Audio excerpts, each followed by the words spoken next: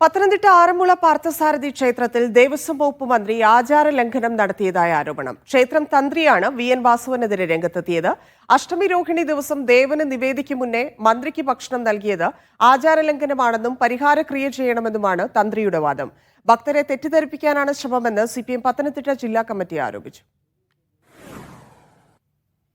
അഷ്ടമിരോഹിണി ദിവസം ആറന്മുള പാർത്ഥസാരഥി ക്ഷേത്രത്തിലെ ചടങ്ങുകളിൽ പങ്കെടുക്കാനെത്തിയ ദേവസ്വം മന്ത്രി VN വാസവന് സദ്യ വിളമ്പതിനെ ചൊല്ലിയാണ് പുതിയ വിവാദം ഉയരുന്നത്.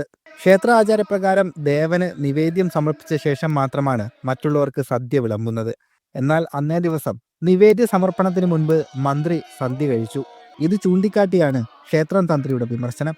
എന്നാൽ തന്ത്രി ഉൾപ്പെടെയുള്ളവർ ചേർന്നാണ് അന്ന് ഭക്ഷണം വിളമ്പിയതെന്നും ഈ വിഷയത്തിൽ തന്ത്രി തന്നെ മറുപടി പറഞ്ഞാൽ മതിയാകുമെന്നുമായിരുന്നു മന്ത്രി VN വാസവന്റെ പ്രതികരണം.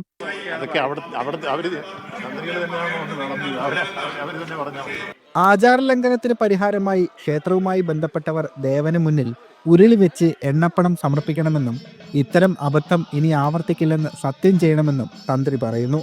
ദേവസ്വം ബോർഡ് വള്ളസദ്യ നടത്തുന്നതിനെ ചൊല്ലി വലിയ പ്രതിഷേധമാണ് ഇത്തവണ ആറന്മുളയിൽ നടന്നത്. പുതിയ വിവാദത്തിൽ ദേവസ്വം ബോർഡ് ഇതുവരെ പ്രതികരിച്ചിട്ടില്ല. മീഡിയ 1 പത്തനംതിട്ട.